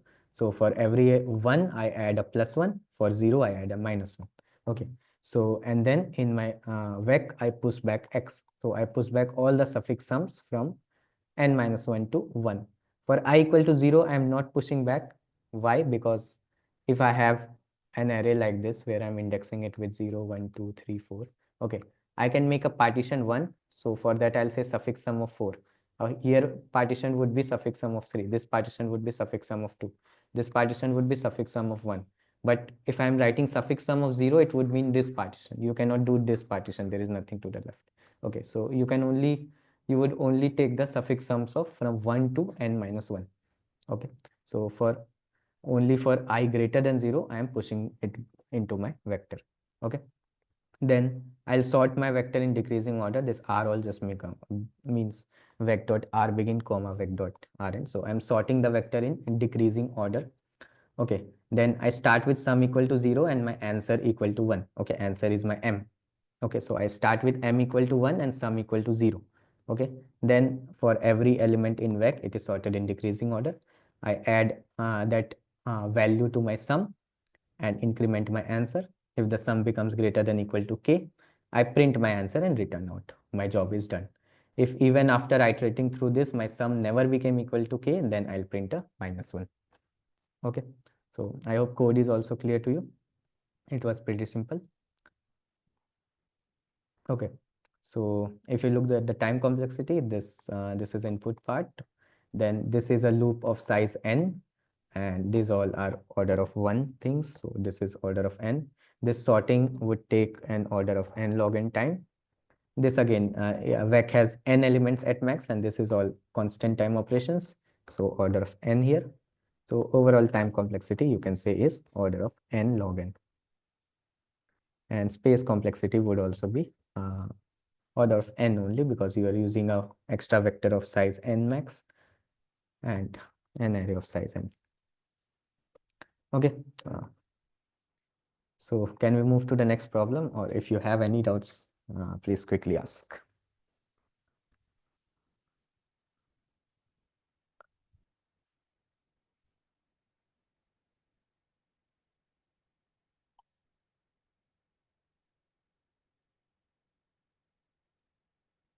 Okay, so we'll move to the next problem now. So problem D is recommendations. Okay, so suppose you are working in some audio streaming service. The service has n active users and 10 to the power 9 tracks users can listen to. Users can like tracks, and based on likes, the service should recommend them new tracks. Tracks are numbered from 1 to 10 power 9. It turned out that tracks the ith user likes form a segment from Li to Ri. Okay, so for every user, you are given a segment from L to R, which just represents that user likes all the tracks from value L to R. Let's say the user J is a predictor for user I. If J likes all the tracks ith user likes, and possibly some other tracks. So if the user J likes all the tracks that the ith user likes, along with some extra tracks also, then we say that J is a predictor for user I. Also say that a track is strongly recommended for user I if the track is not liked by the ith user yet, but it is liked by every predictor for the ith user. So a track is strongly recommended if it is not liked by the ith user, but all the predictors of the ith user like that track, then it is strongly recommended for user I. Now calculate the number of strongly recommended tracks for each user I. If a user doesn't have any predictors, then print 0 for that user. Okay, so if you look at the problem, what it says.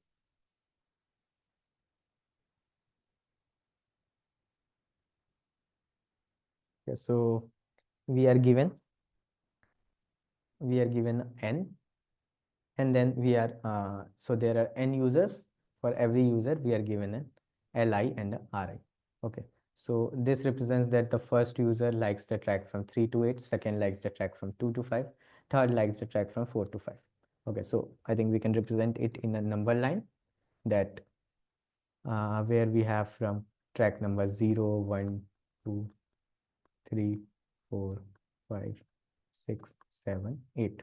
Okay, and we have more also, 9, 10 and all, but in the given question these are only there. Okay, so what we would say that for the first user, he likes track number 3 to 8. So track number 3 to 8, this is liked by the first user. Okay, Now the second user, he likes track number 2 to 5. So track number 2 to track number 5, this is liked by the second user. Okay. And the third user likes the track number 4 to 5. So track number 4 to track number 5 is liked by the third user. Now in this it is said that for a user I, let's say for this user, the third user, he likes these two track. J would be a predictor. Who all would be the predictor of I? They would be those which entirely cover it basically. So if this user likes 4 and 5, so all the people who likes everything from 4 and 5. So if you look at the remaining people, this person and this person, okay, so he also likes everything in this range, so he also likes 4 and 5, and this person likes everything in this range, so he also likes 4 and 5. So we can say that for a person who likes some track like this, then all the people having liking tracks something which is a superset of this are a predictor of the ith person. Now for all these predictors, okay, for the ith person, what would be the recommended set? Like how many tracks would be recommended for the ith user? Would be those tracks which are liked by all its predictors. Now, for this person, its predictor are both of these people. Now, all those tracks which is not liked by him but liked by both of them. Okay, what all tracks are there? So for him, these two tracks are liked by him. For this user, he is a predictor of I and he likes all these tracks. Okay, and he is a predictor of I and he likes all these tracks. What's the intersection of them? Intersection of them is this much, and this is already liked by I, so remove that also. So only the track number 3, okay, you would say only the track number 3 is such a track which is liked by all the predictors of I and not liked by I.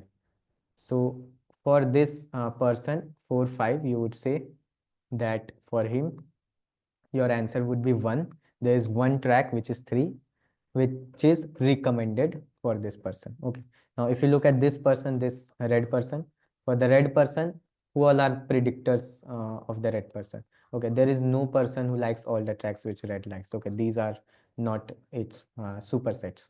Okay, so you can just look it like this. If there is something like this for this user, its superset would be which starts before it and ends after it. That would only be its superset or its predictor. Okay, so for this user, this intersects it and this also intersects it, so they are not predictors. So if it doesn't have any predictor, we need to write the answer for that as 0. No songs are recommended. For the blue user, again, this is intersecting it and this is inside it, so this gray one is not a predictor of the blue one. Okay, because it's inside it, not a superset of it. Okay, so for this blue user, again, it doesn't have any predictors, so for this also the answer would be 0. Okay, so I hope the problem is clear to you, what we need to find out. Okay, so basically, like in a general way, we can say that you have some in the number line, you have some sets given to you. Okay, and for every ith, okay, you have some segments given to you. So for every segment, we need to find its predictors. And what would be its predictors? For any segment I, if you want to find its like number of recommendations, they are for all the predictors that it has. So who all would be its predictors for any range which are which starts before it and ends after it, they would be its predictor. Okay, so for this range, we can say its predictors are this one and this one. Okay, these two ranges would be its predictors. Okay, and among the predictors, okay, so if you take the intersection of these predictors and from the intersection you subtract this thing, then you get the recommendations.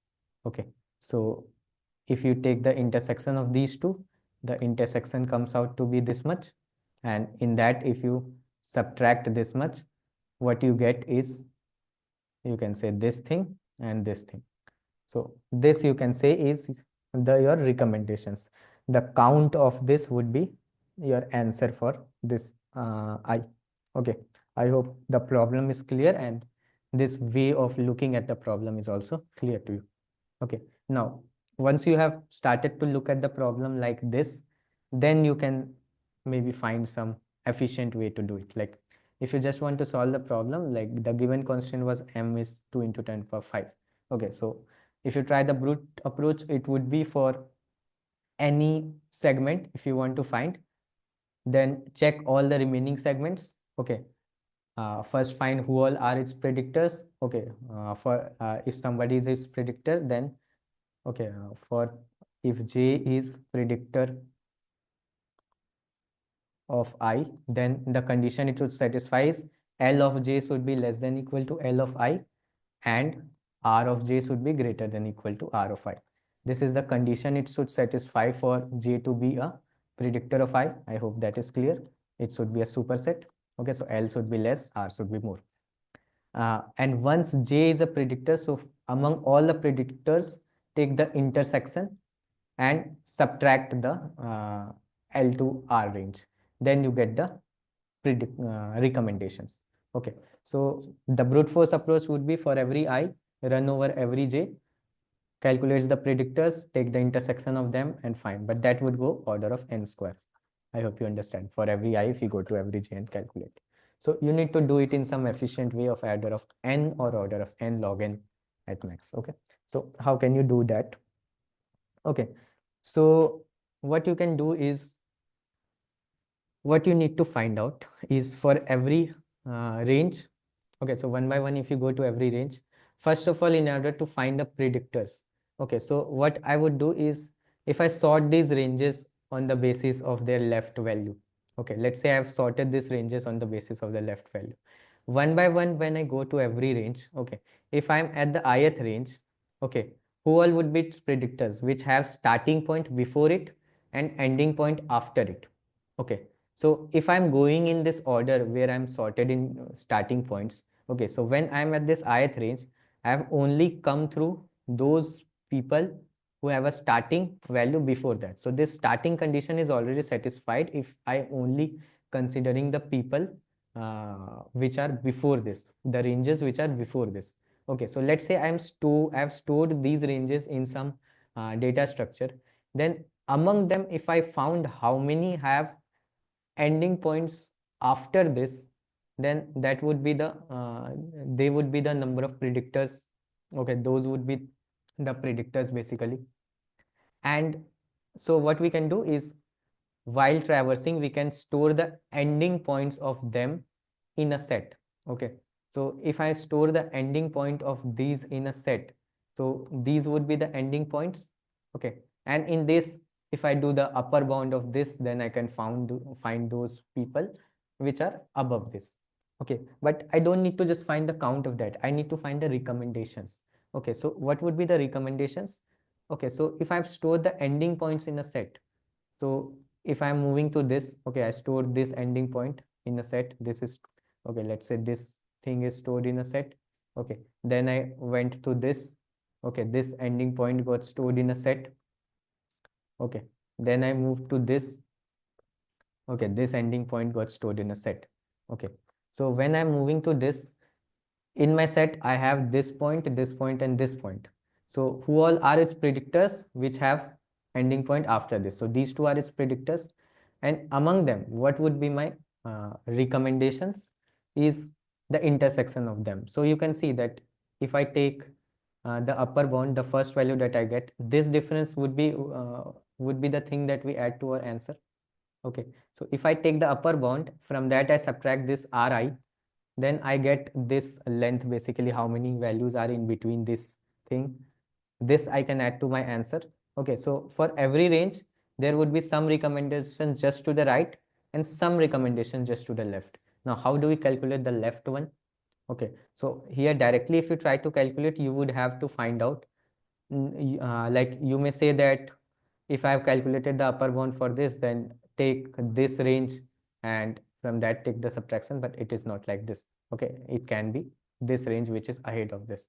So you would have to find out among these which you have added to the set, which one is whose starting point is closest to this.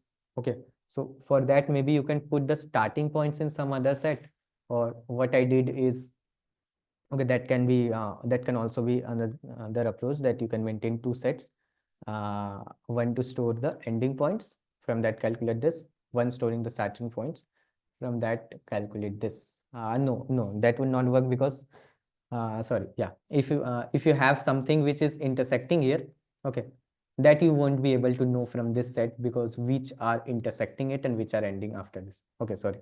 So for this part, what you need to do is, like we calculated this part, same way if you move from the back side, okay, like I calculated this part by sorting them in based on starting points, and from this set take the upper bound and take the difference. This way we calculated this part. Same way, if you sort them based on ending points and move from the backward, then you can calculate this part. Okay, like you can think that this is symmetric. Okay, I hope you can understand. So if you have two parts, calculate both the parts separately. First, sort them based on starting points. Okay, and put those ending points of things you have already covered in a set. Okay, and in that take the upper bound from Ri. Okay, and whichever is the closest value you get, take the difference between the two. You get this value. Same way, sort the array based on ending points. Okay, and while moving, put the starting points into a set. Okay, so when you move to this, the starting points of all those which are occurring before this are in my set. Among them, take the upper bound, or whatever, upper bound or lower bound, to get the value just before this and take the difference. Okay, I hope this approach is clear to you. So that way, inserting in the set can be done in log time, and taking the upper bound can be done in log time. Okay, so in n log time, we would be able to solve this problem. Okay, so okay, this is one thing, but there is one small edge case. If you do it like this, that what if you have something like this?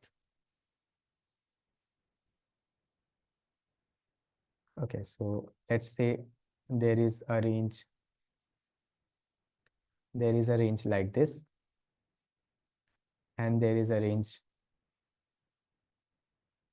like this, and there is some other range which is starting here only, ending somewhere like this.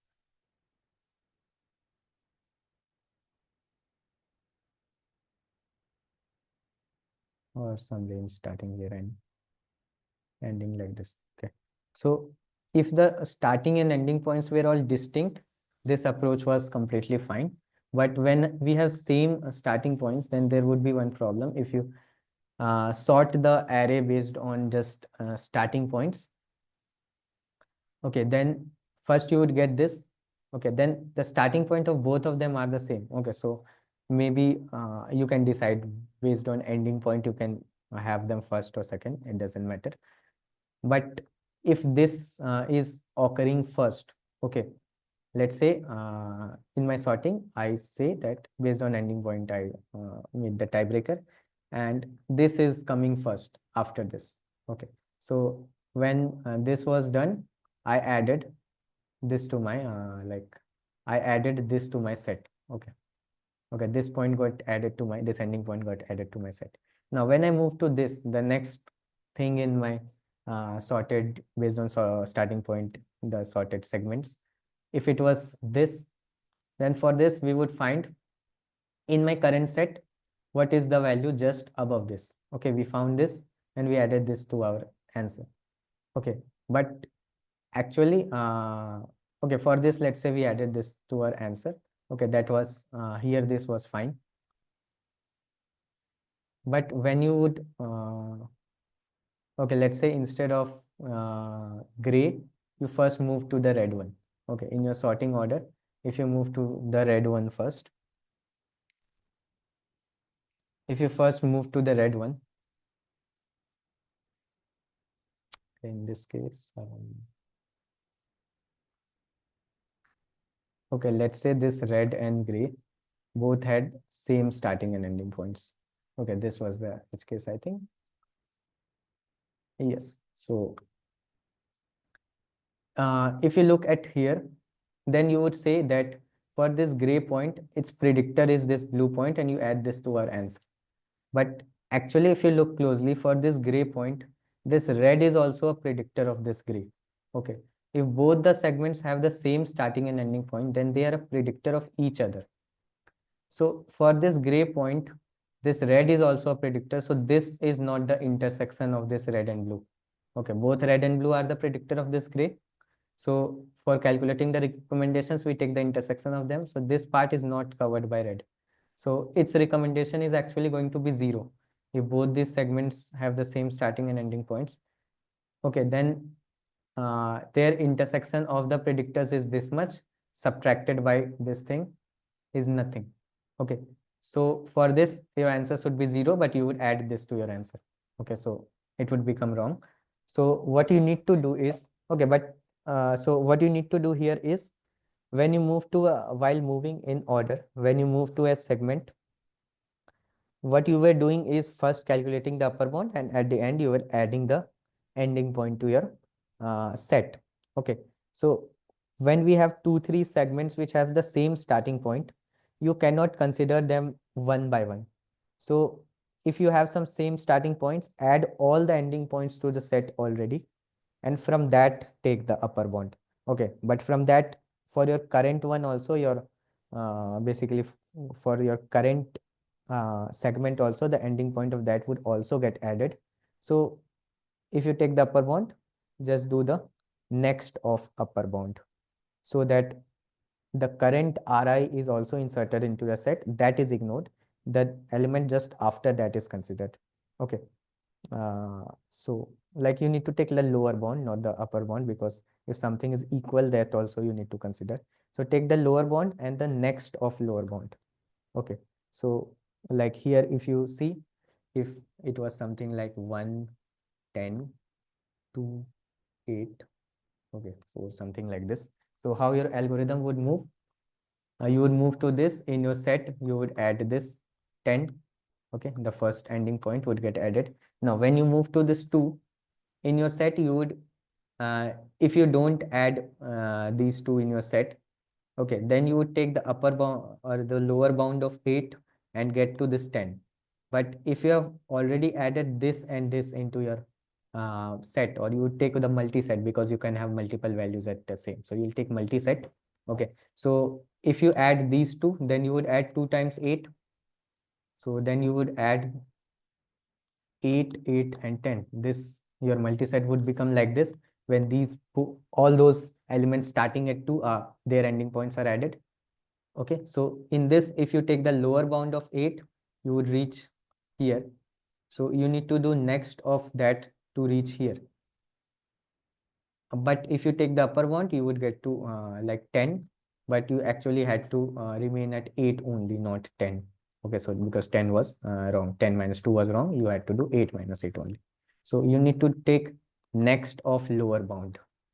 This is not same as upper bound. I hope you understand, because when you have multiple occurrences of that 8, okay, so here if you take lower bound 8, that would point to 8, and if you take upper bound 8, that would point to 10. So next of lower bound 8 is going to point to this 8. So this was the valid 8 that you had to take, because the first 8 was from itself. You don't need to consider itself, but for the remaining. So this was, so next of lower bound is what you need to use while moving here. And while moving from the back, okay, like we'll see the code, we can manage that next and previous of lower or upper bound. Okay, so I hope the approach is clear to you now. Okay. If there is any doubt in the approach, you can ask now, or we'll move to the code. Okay, so we'll sort them in based on starting points, keep adding them in a set, and take the next of lower bound to compute our, from that you subtract the current value of Ri, you get the value that is getting added to the index of this segment. Okay, so let's look at the code now.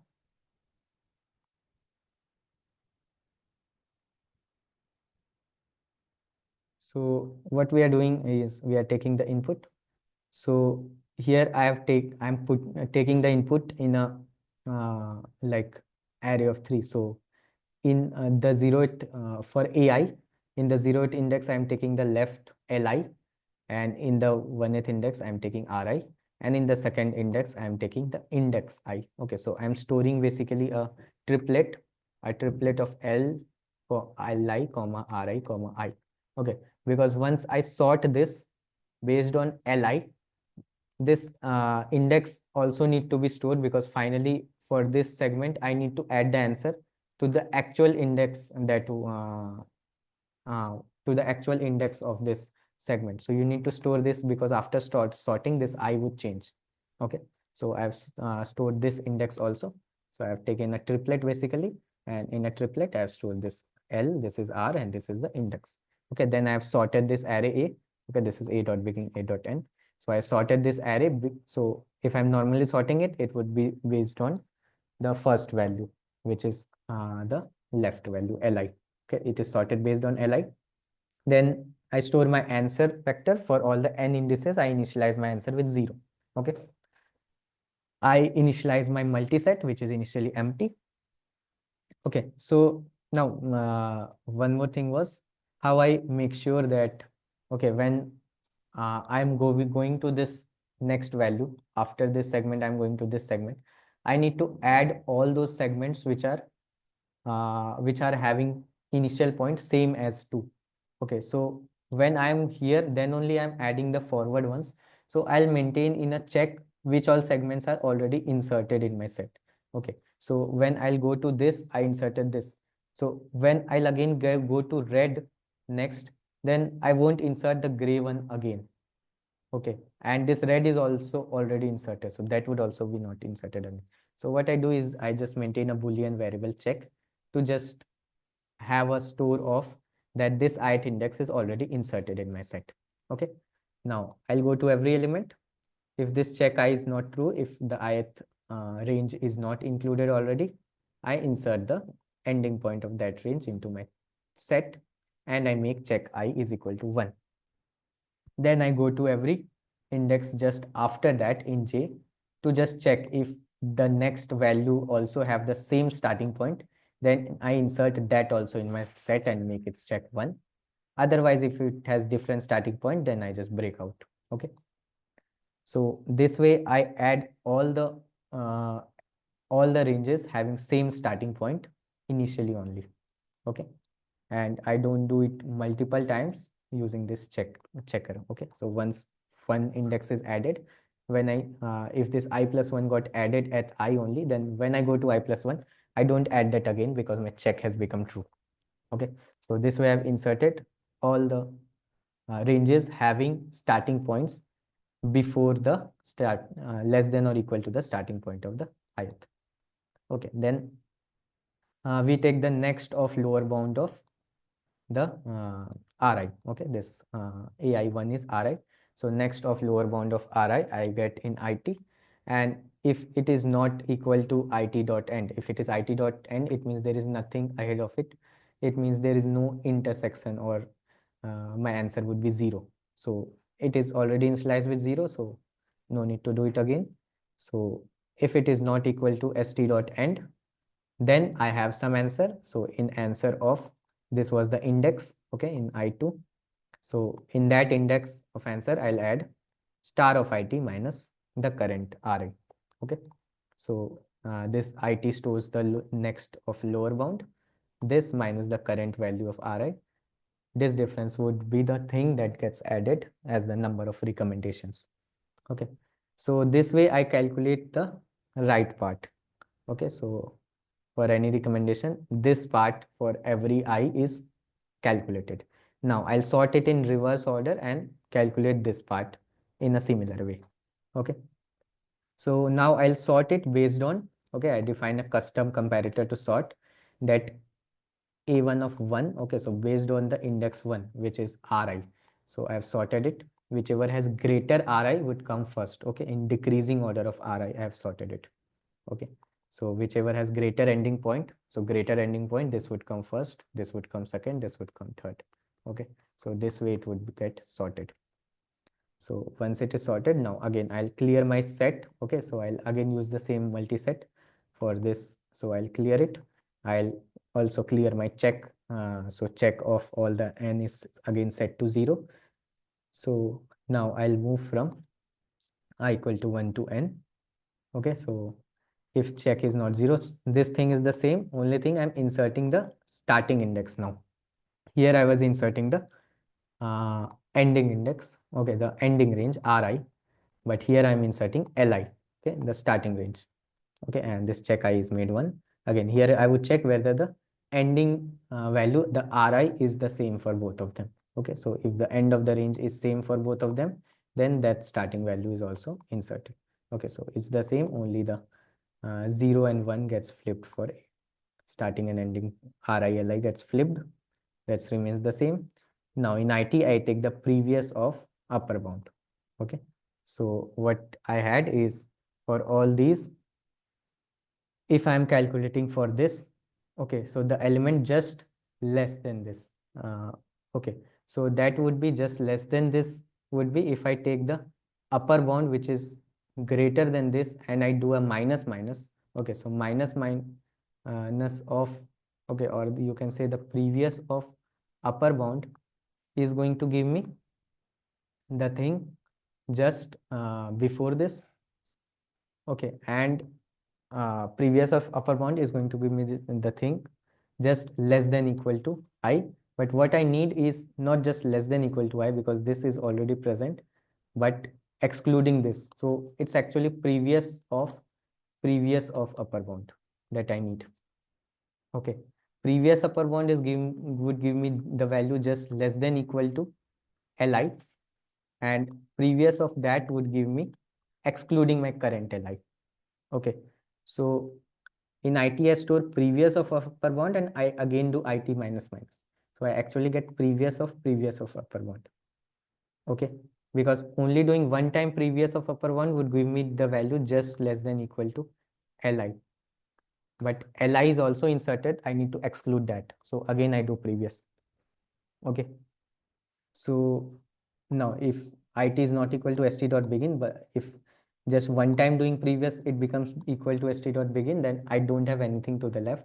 I add a +0 to answer, or I don't do anything. And if it is not, then I do IT minus minus. I again do previous and add to my answer.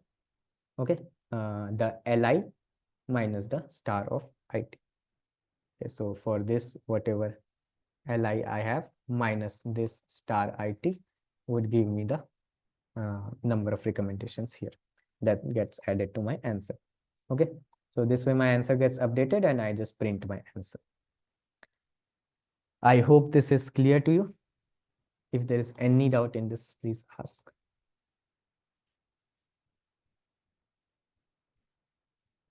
Okay, if you look at the time complexity, this was input part, which is the order of n. This sorting of A takes n log n time. Okay, this answer is sliced of size n, multiset, checker. Okay, this loop is running n times. And if you look at this, like at max one time I'm changing check I to 1. Okay, so this whole thing in n times is overall order of n only. Okay, like here I'm running a another loop, but if that becomes true, then next time it would be false. So overall for n values, I'm inserting n times only. Okay, so this insertion is taking log n time. Okay, this insert is taking log n time, but all these combined for n iterations would take overall n log n time only. Okay, it won't take n square log n. Okay, and this IT lower bound is taking me log n time, and this is if condition. So overall it is n log n only. Okay, this thing overall is n log n, this thing overall is n log n. So overall this loop is n log n, and again this sorting is n log n. This is clear. This is also the same thing is done. So this overall is also n log n.